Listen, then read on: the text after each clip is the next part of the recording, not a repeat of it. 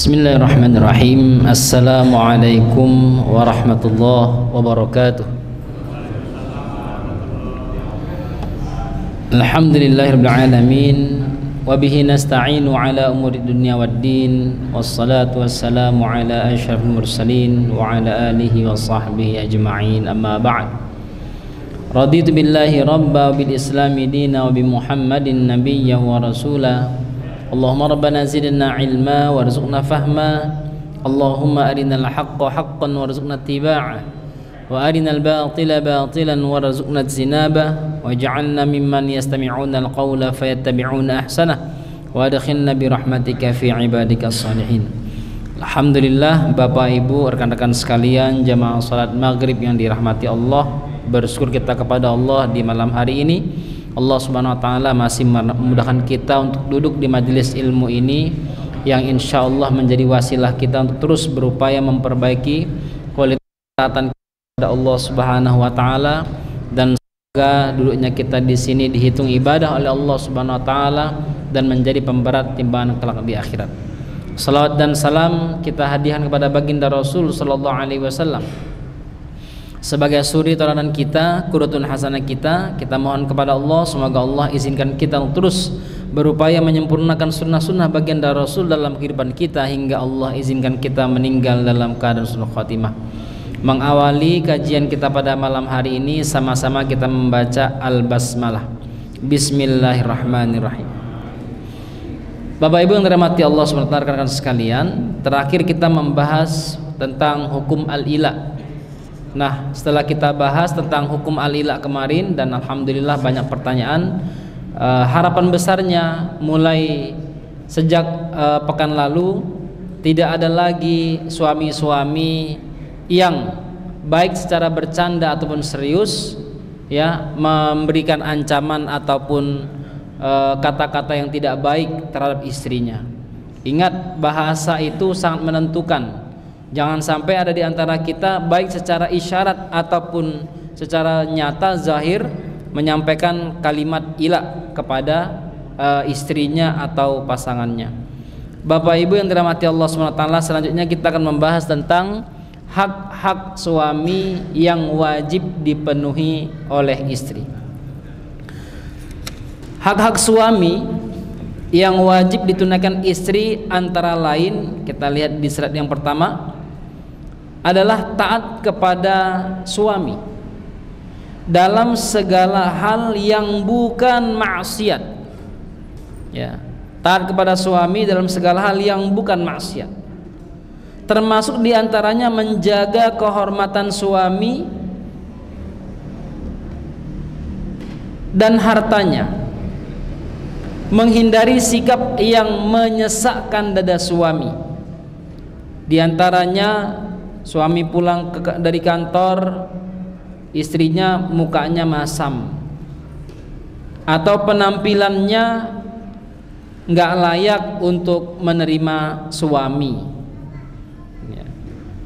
Semua itu merupakan hak suami yang paling utama, karena harapannya suami pulang kalau dari kerjaan itu melihat istri bagus, penampilannya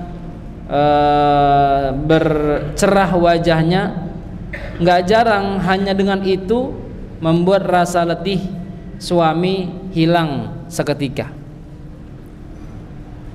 Hakim meriwayatkan dari Aisyah radhiyallahu anha bahwa ia bertanya kepada Rasulullah sallallahu alaihi wasallam, siapakah yang haknya harus lebih diutamakan oleh wanita? Beliau menjawab suami. Aisyah bertanya lagi, siapakah yang haknya harus lebih diutamakan oleh lelaki? Siapakah yang haknya harus lebih diutamakan oleh lelaki? Beliau menjawab, ibunya. Kalau istri ayahnya, kalau ibu, kalau laki-laki ibunya. Rasulullah sallallahu alaihi wasallam menegaskan dalam hadisnya, "Lau kuntu amiran ahadan an yasjuda li ahadin la amartul mar'ata an tasjuda li zawjiha lima 'azzamallahu 'alaiha min haqqih." Seandainya aku boleh menyuruh seseorang sujud kepada orang lain, niscaya aku akan suruh wanita agar sujud kepada suaminya, karena begitu besar hak suami yang telah ditetapkan Allah atas istrinya. Hadis riwayat Abu Dawud, Tirmidzi, Ibnu Majah dan Ibnu Hibban. Tapi dengan catatan selama tidak bermaksiat kepada Allah Subhanahu wa taala. Allah Subhanahu wa taala menjelaskan sifat-sifat istri yang soleh. Di antaranya, maka wanita yang soleh ialah yang taat kepada Allah, lagi memelihara diri ketika suaminya tidak ada. Oleh karena Allah telah memelihara mereka sebagaimana yang Allah sampaikan dalam surah An-Nisa ayat 34. Maksud memelihara diri di sini yaitu ketika suaminya tidak ada di rumah, ya, dia tidak mengkhianati suaminya, baik terkait kehormatan diri maupun harta suaminya. Inilah sifat yang paling mulia yang dimiliki seorang istri dan sangat mendukung kelangsungan dan kebahagiaan kehidupan rumah tangga. Dalam sebuah hadis Rasulullah bersabda, khairun nisa'i tasurruka idza absarta wa tuti'uka idza marta wa tahfadhu ghaibaka fi nafsiha wa malik. Istri paling baik adalah yang membuatmu terpesona ketika engkau pandang, patuh ketika engkau suruh, dan menjaga kehormatan dirinya dan hartamu ketika engkau pergi. Maka mohon maaf ini terkhusus ibu-ibu, jemaah ibu-ibu, jangan cantiknya pas belum menikah, ya. Pas udah menikah merasa udah laku, nggak perlu lagi pakai pakaian yang bagus-bagus, ya, nggak perlu lagi make up untuk suami. Dan suami juga mohon tahu diri juga, supaya istrinya tampil bagus, tetap ramping, tetap bahenol, tolong dikasih dana untuk perawatan diri. Betul nggak, Bu? Ini bapak-bapak tahunya ngasih makan aja, ya, ngasih perawatan diri nggak paham dia. Disentuh dulu baru paham. Bagi istri mempertahankan akhlak ini termasuk jihad di jalan Allah Subhanahu wa taala. Ibnu Abbas radhiyallahu anhu menuturkan bahwa seorang wanita menjumpai Rasulullah sallallahu alaihi wasallam seraya berkata, "Wahai Rasulullah, aku mewakili kaum wanita untuk bertanya kepadamu mengenai jihad yang ditetapkan Allah atas kaum lelaki. Jihad jika menang mereka mendapatkan pahala, dan jika gugur mereka telah hidup di sisi Allah dan mendapat rezeki darinya. Sedangkan kami perempuan yang menjaga mereka, apa yang kami dapat?" Kata perempuan tersebut. Mendengar pertanyaan ini, Rasulullah sallallahu alaihi wasallam menjawab seraya bersabda, "Adakah di antara kalian yang pernah mendengar pertanyaan wanita sebaik pertanyaan wanita ini?" Artinya Rasulullah memuji pertanyaan ini, karena laki-laki jihad, meninggal syahid, pulang bawa rezeki, bisa sholat berjamaah di masjid. Kalau perempuan nggak wajib, Jumatan juga perempuan nggak wajib. Kata baginda Rasulullah SAW, "Sampaikan wahai wanita kepada setiap wanita yang engkau temui bahwa barang siapa di antara kalian yang mentaati suaminya dan menunaikan haknya maka semua itu setara dengan semua apa yang didapatkan oleh suami yang berjihad di jalan Allah Subhanahu wa taala." Bapak Ibu, bukti lain yang menunjukkan besarnya hak ini, hak suami terhadap istrinya, Islam menyandingkan ketaatan kepada suami dengan menjalankan kewajiban-kewajiban utama agama dan ketaatan kepada Allah Subhanahu wa taala. Abdurrahman bin Auf radhiyallahu anhu menuturkan bahwa Rasulullah bersabda, "Idza shallatil mar'atu khamsaha wa shamat syahraha wa hafizat farjaha wa ata'at zawjaha qila la dukhulil jannah min ayyi abwabil jannati syi'ti.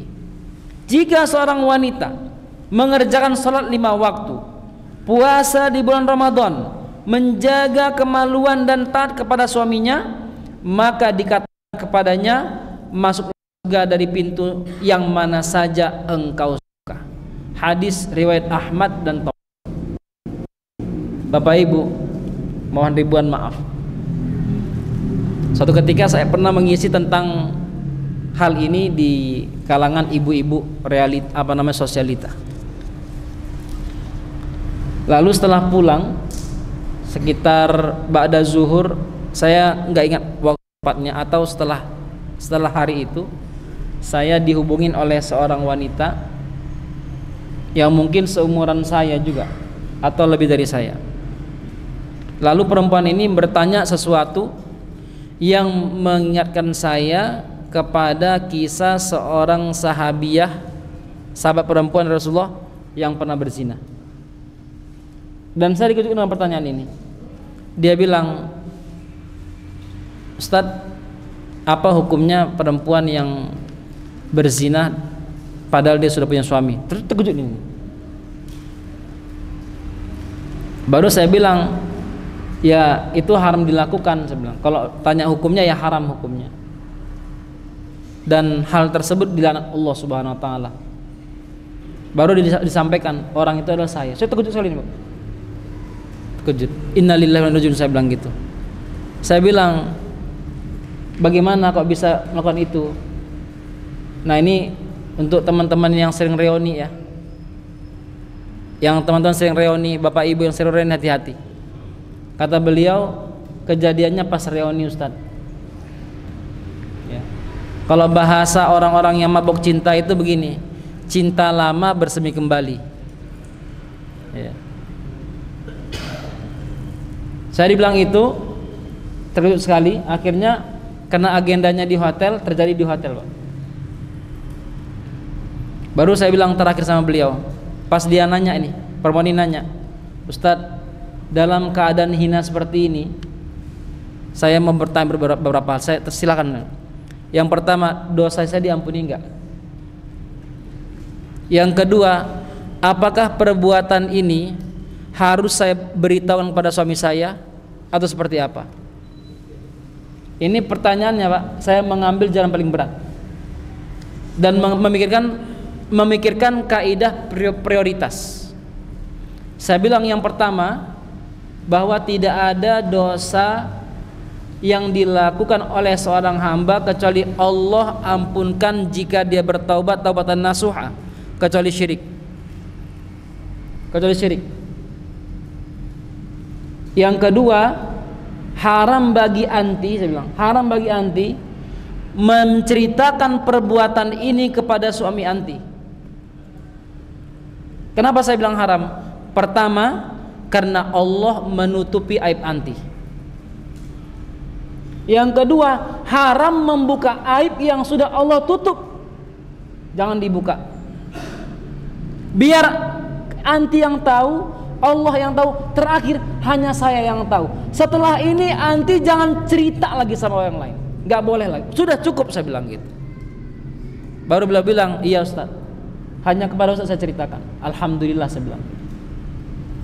Tapi yang mau saya sampaikan, saya ngisi pengajian ya di ibu-ibu yang jilbabnya kelihatan panjang, Pak. Dan mohon maaf, ini tidak ada orang yang maksum di dunia ini selain Rasulullah SAW. Maka karena tidak ada yang maksum, jangan, ingat ayatnya, la taqrabuz zina, jangan dekati zina. Ingat ayatnya ini. Dan perzinahan ini, mohon maaf, kalau kita bilang banyak terjadi pada kalangan anak-anak muda yang belum menikah, salah itu semua. Yang paling banyak terjadi adalah pada orang-orang yang sudah menikah, Bapak Ibu. Nah, sehingga hati-hati, jangan sampai hal yang serupa terjadi di sekitar kita, dan kita harus menjaga. Ya. Kalau kita belajar dari orang-orang Libya atau orang-orang Arab, diakui atau tidak, atau mungkin kita anggap kolot, terserah kita. Orang-orang Arab saking menjaganya diri mereka itu, kalau ada laki-laki yang bukan mahram, jangankan membuka pintu, menjawab salam aja enggak dilakukan. Menjawab salam,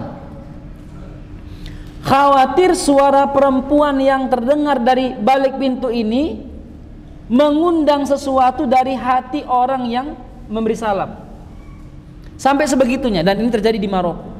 Orang-orang Maroko kalau mereka datang laki-laki, suaminya nggak ada di situ, assalamualaikum, nggak dijawab, takut. Kalau orang yang lain mungkin masih menjawab, tetapi mereka nggak akan buka pintu. Dan luar biasa Indonesia ini, Indonesia luar biasa. Ya, mohon maaf ini Bapak Ibu, saya pernah mengalami pas silaturahim sore, waalaikumsalam dibuka, perempuannya pakai anduk Pak. Ya, kan dahsyat itu. Kita berdebar-debar juga hati kita kan, maklumlah manusia biasa. Ada apa bukan ada? Oh ya, makasih, assalamualaikum gitu. Maka ini penting diperhatikan dengan baik ya. Kita perlu mengedukasi rumah kita, jangan sampai hal-hal yang tidak kita ridhoi, tidak kita kehendaki terjadi di rumah kita. Bapak Ibu yang dirahmati Allah, Ummu Salamah radhiyallahu anha menyatakan bahwa Rasulullah bersabda, ayyuma imra'atin matat wa zawjuha anha radin dakhalatil jannah. Siapapun wanita yang meninggal dan suaminya meridhoinya, maka dia pasti masuk surga. Ya. Dan hadis yang lain menyatakan, ya, barang siapa yang diajak oleh suaminya tetapi dia menolak, lalu mereka tidur dalam keadaan suaminya tidak ridho kepadanya, maka di malam itu malaikat melaknatnya sampai pagi. Sampai pagi. Ya. Tapi jangan khawatir Bapak Ibu-ibu, bapak-bapak juga kena itu juga kalau seandainya tidak membahagiakan istrinya. Faktor yang paling potensial menjerumuskan wanita ke dalam neraka adalah durhaka kepada suami dan mengingkari kebaikannya. Ibnu Abbas radhiyallahu anhu menyatakan bahwa Rasulullah sallallahu alaihi wasallam bersabda, "Uritun nar fa idza aktsaru ahliha an-nisa yakfurna al-'ashira wa yakfurna al-ihsan. Law ahsanta ila ihdahunna al-dahra thumma ra'at minka syai'an qalat ma ra'aitu minka khairan qattu." Mohon diperhatikan hadis ini Bapak Ibu. Diperlihatkan neraka kepada kata Rasulullah. Ternyata kebanyakan penghuninya adalah wanita yang mengingkari suami dan kebaikannya.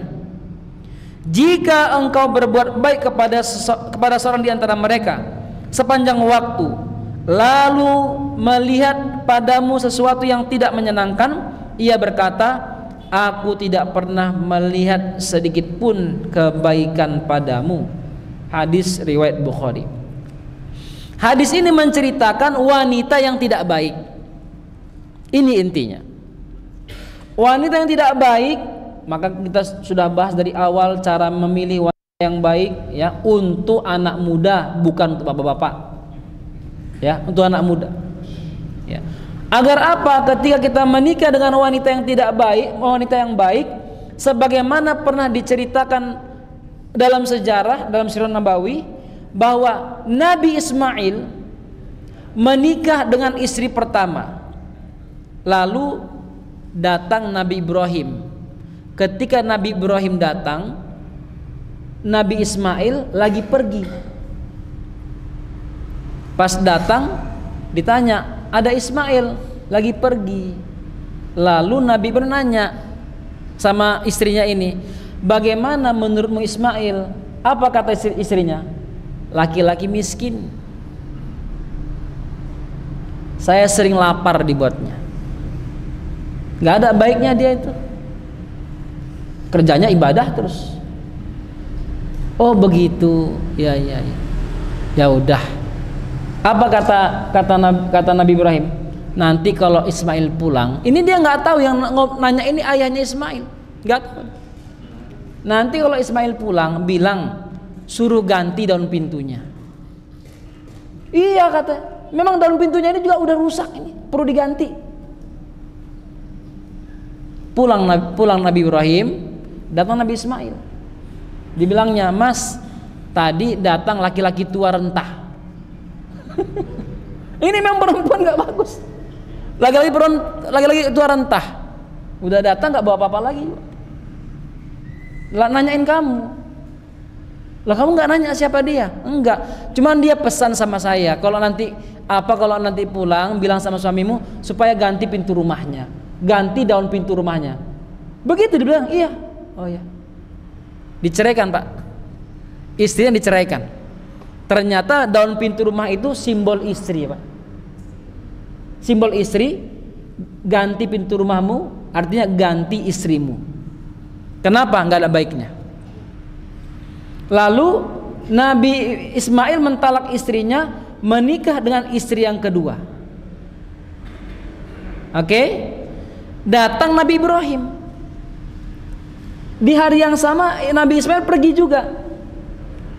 Ditanya sama Nabi Ibrahim, bagaimana si Ismail itu menurutmu? Masya Allah, lelaki yang santun, baik, sopan, nggak pernah membuat saya sakit. Wahai bapak, ini nggak kenal ini nggak kenal siapa ini. Dipuji Nabi Ismail di belakang suaminya.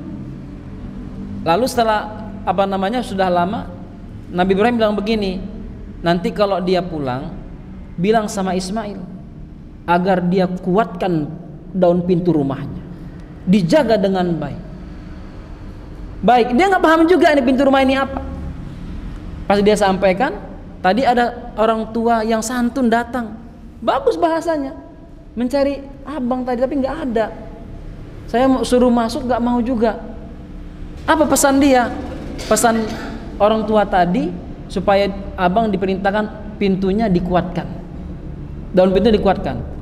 Nah, dari situlah, dari istri kedua inilah lahir Nabi Muhammad sallallahu alaihi wasallam.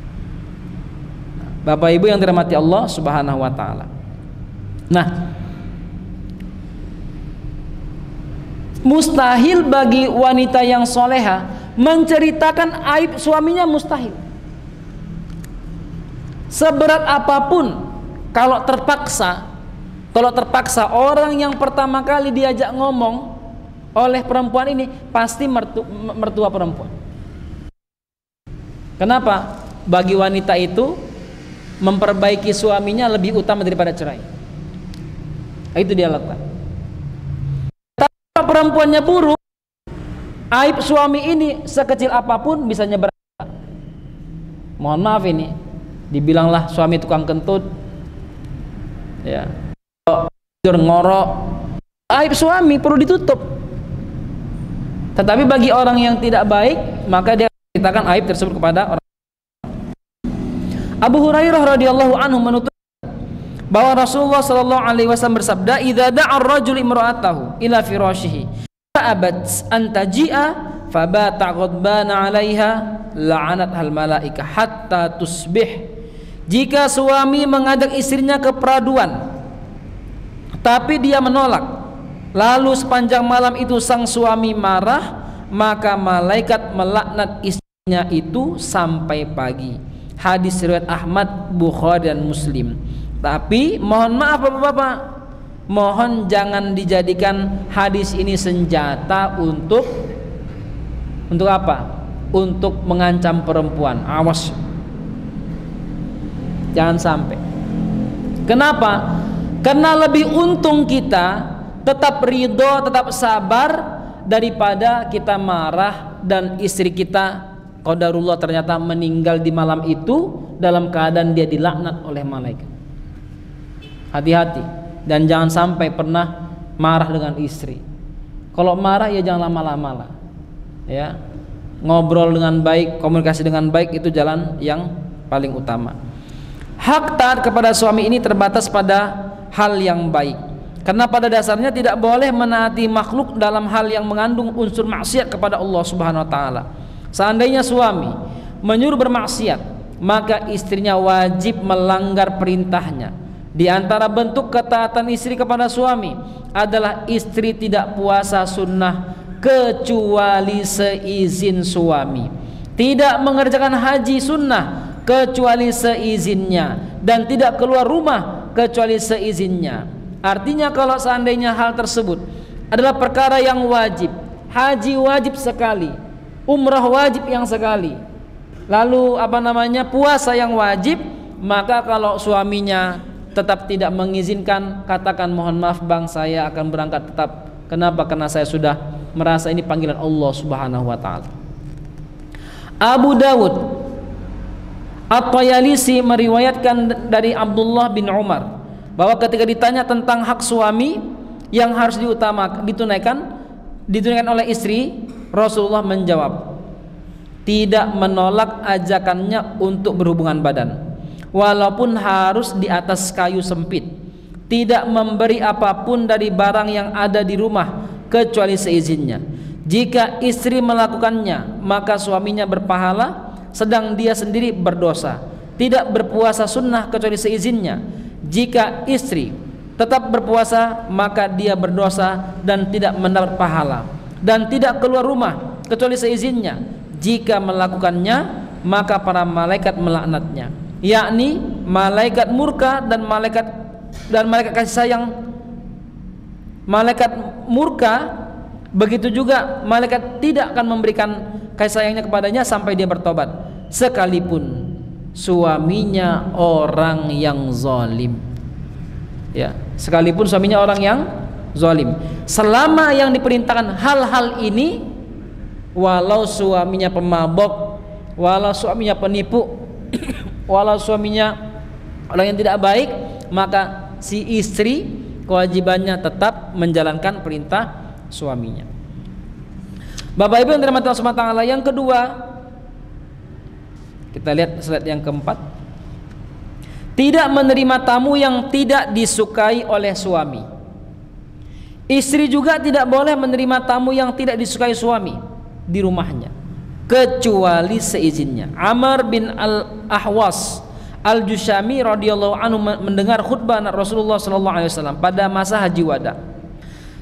Setelah memuji Allah dan mengagungkan Allah, mengingatkan dan menasihati, beliau bersabda, ala wastau bin nisa'i khaira. Laksanakanlah wasiatku untuk memperlakukan istri dengan baik. Sesungguhnya mereka ibarat tawanan di tangan kalian, tidak lebih dari itu, kecuali jika mereka melakukan kekejian yang terbukti nyata. Jika itu terjadi, maka jauhi atau hajar mereka di tempat tidur dan pukullah mereka dengan pukulan yang tidak keras. Jika telah patuh kembali kepadamu, maka janganlah mencari alasan untuk memperlakukan mereka seperti itu. Ketahuilah, sesungguhnya kalian punya hak yang harus ditunaikan istri-istri kalian, sebagaimana istri-istri kalian juga punya hak yang harus kalian tunaikan. Hak kalian adalah mereka tidak membiarkan rumah kalian dimasuki oleh orang yang tidak kalian sukai, dan tidak mengizinkan rumah kalian ditinggali oleh orang yang tidak kalian sukai. Ketahuilah, hak-hak istri kalian adalah kalian memperlakukan mereka dengan baik dalam mencukupi kebutuhan pakaian dan makanan mereka. Hadis riwayat Tirmidzi dan Ibnu Majah. Tirmidzi menyatakan hadis ini hasan sahih. Maka jangan berani-beranian, apalagi hari ini dengan bahasa wis nanti tak lobby. Ya, nanti tak lobby, jangan. Walau yang dimaksud atau yang tidak disukai suami itu adalah saudara suami sendiri, saudara sendiri. Walau yang dimaksud itu adalah saudara dari istri juga misalnya, apalagi orang lain. Saudara aja kalau istri bilang pokoknya saya nggak izin dia masuk, itu aja nggak boleh, apalagi orang lain. Ya. Dan hari ini realita kita di Indonesia ini, kita merasa tidak ada masalah memasuki atau mempersilahkan masuk laki-laki yang bukan muhrim ke rumah kita saat suami tidak ada. Bapak Ibu, yang ketiga adalah melayani suami. Pertama saya mau menyampaikan dulu pemahaman melayani di sini. Ya. Bahasa melayani inilah mencakup semua hal. Bukan sekedar ranjang, tapi semua hal. Ya, bahkan dalam pembahasan melayani ini kayaknya saya tidak akan menyentuh masalah bersenggama juga, karena sudah sering kita bahas. Tetapi yang paling penting, maksud melayani di sini adalah seorang istri memberikan sesuatu yang dibutuhkan oleh suaminya dalam kehidupan sehari-hari. Dan dasar hubungan suami dan istri di sini adalah kesetaraan antara laki-laki dan perempuan dalam setiap hak dan kewajibannya. Sebagaimana laki-laki punya hak dan kewajiban, maka istri juga punya hak dan kewajiban. Itulah yang Allah sampaikan dalam Al-Baqarah ayat 228. Dan para wanita mempunyai hak yang seimbang dengan kewajibannya menurut cara yang ma'ruf. Akan tetapi para suami mempunyai satu tingkatan kelebihan daripada istrinya. Ayat di atas memberi wanita hak yang setara dengan hak suami yang menjadi kewajiban istri kepadanya. Setiap kali istri dituntut sesuatu, maka pada saat yang sama suami juga dituntut dengan tuntutan yang setara. Dasar interaksi antara suami dan istri yang ditetapkan Islam sejalan dengan fitrah dan tabiat bawaannya. Maka jangan pernah merasa bahwa istri itu adalah barang milik kita. Kamu sekarang sudah saya miliki, bukan, itu amanah. Ya. Walau memang tadi kata Rasulullah ibarat dia tawanan perang, tawanan kita. Tetapi ingat, walau dia seperti sifatnya, tetap dia memiliki kewajiban yang harus ditunaikan oleh suami kepadanya, dan kita sudah bahas sebelumnya. Lelaki lebih sanggup bekerja bersusah payah dan mencari penghidupan di luar rumah, sedangkan wanita lebih sanggup mengatur rumah, mendidik anak, dan menyiapkan kenyamanan dan ketentraman rumah. Saya bicara perempuan normal kebanyakan. Ya, saya berbicara perempuan normal kebanyakan. Saya ada kenal beberapa perempuan yang luar biasa fighting. Ya, diantaranya yang punya Grand Rohan Syariah itu kan ibu-ibu yang punya itu. Yang punya hotel itu ibu-ibu. Ya, diantaranya ada di sini di travel yang ownernya perempuan. Dan masya Allah, saya melihat kekuatannya luar biasa. Baru umroh 3 hari di rumah, umroh lagi. Pulang 10 hari umroh lagi, Pak. Saya bilang masya Allah, luar biasa, saya bilang gitu. Ya, tapi bukan berarti juga gara-gara itu sampai menduakan rumah tangga, nggak boleh. Dengan demikian Islam membebani lelaki sesuai kesanggupannya dan membebani wanita juga sesuai dengan tabiat bawaannya. Karenanya urusan luar ataupun dalam rumah tangga menjadi teratur dan baik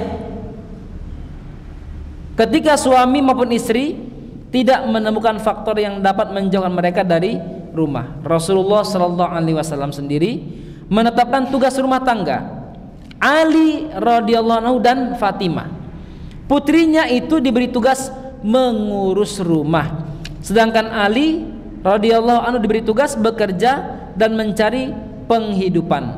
Bukhari dan Muslim meriwayatkan bahwa Fatimah menemui Nabi SAW guna mengadukan kondisi tangannya yang menjadi kasar karena terkena batu gilingan dan meminta seorang pelayan kepadanya. Dan kisah ini sangat masyhur. Fatimah datang dan memperlihatkan tangannya kapalan, Bapak Ibu. Tangan Fatimah kapalan. Gara-gara ngaduk menggiling gandum plus sering ngangkat pakan ternak. Ya. Dalam hadis dikatakan bahwasanya tangannya kapalan, bagian badannya di sini sedikit ke dalam. Gara-gara apa? Ngangkat pakan itu begini, dia sandarkan di perutnya. Kata baginda Rasulullah, ini kenapa? Ini karena berkhidmat untuk suami. Lalu ibunda Fatimah minta supaya disiapkan dari Rasulullah, minta hamba sahaya yang bantu dia. Apa kata Rasulullah? Ala adullukuma ala khairim mimma sa'altuma idza akhadhtuma madaji'ukuma aw awaituma ila firasyikuma fasabbiha 33 wahmada 33 wa kabbira 34 fa huwa khairun lakuma min khadimin. Tidakkah kalian berdua mau aku tunjukkan sesuatu yang lebih baik daripada permintaan kalian itu, yakni jika kalian berdua hendak tidur maka bertasbihlah sebanyak 33 kali, subhanallah subhanallah subhanallah, dan sampai seterusnya. Bertahmid sebanyak 33 kali, alhamdulillah alhamdulillah alhamdulillah, dan bertakbir sebanyak 34 kali, Allahu akbar Allahu akbar Allahu akbar. Itu jauh lebih baik daripada bantuan seorang pelayan. Hadis ini dijelaskan oleh para ulama. Pertama, cara mengamalkannya, tasbih dulu 33 kali, baru tahmid 33 kali, baru takbir 34 kali.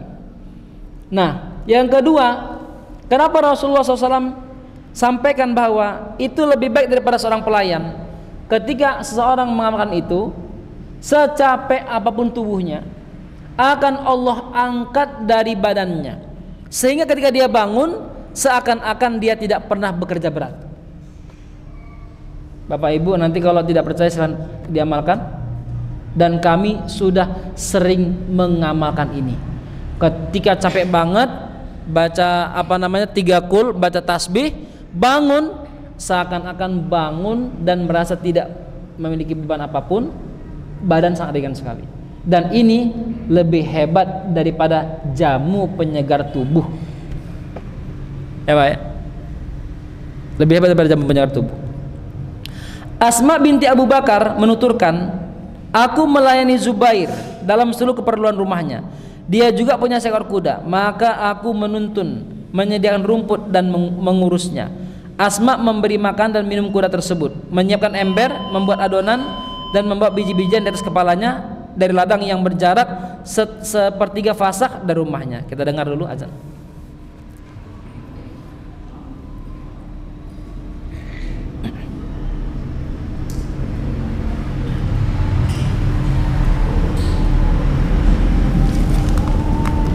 Silakan muazin.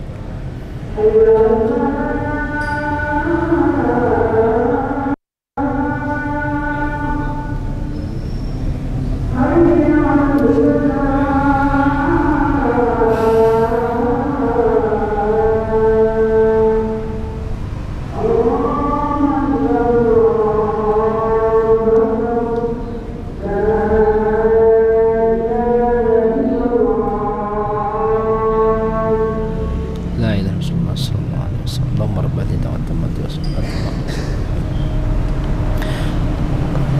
Bapak Ibu yang dirahmati Allah Subhanahu wa taala, dari dua hadis dan kisah di atas, hadis atau kisah tentang Fatimah yang mengerjakan pekerjaan rumah, begitu juga Asma binti Abu Bakar yang mengerjakan pekerjaan rumahnya, ini menunjukkan bahwa hal tersebut lebih utama dilakukan oleh seorang istri sebagai upaya dia memenuhi kewajiban dia di rumah terhadap suaminya. Dan hal tersebut tidak disanggah oleh baginda Rasulullah sallallahu alaihi wasallam. Ketika hal tersebut disampaikan kepada baginda Rasulullah sallallahu alaihi wasallam tidak mengatakan, "Wahai Asma, kamu tidak perlu melakukan itu," melainkan membenarkan Zubair dilayani seperti itu. Beliau juga membenarkan seluruh sahabatnya dilayani oleh istri-istri mereka, sekalipun tentu saja tahu di antara mereka ada yang tidak suka dan ada yang rela. Terakhir, Ibnu Qayyim menjelaskan masalah ini tidak diragukan kebenarannya. Tidak boleh membedakan antara istri keluarga terhormat ataupun biasa, miskin ataupun kaya, wanita paling mulia sejagat raya adalah Fatimah binti Rasulullah SAW. Tetapi walau dia wanita yang paling mulia, dia melayani suami dan menemui Rasulullah SAW untuk mengadukan persoalannya, tapi beliau tidak menerima pengaduan tersebut. Semoga Allah memahamkan kita tentang hal ini. Insya Allah kita akan lanjut nanti dengan tema yang sedikit unik.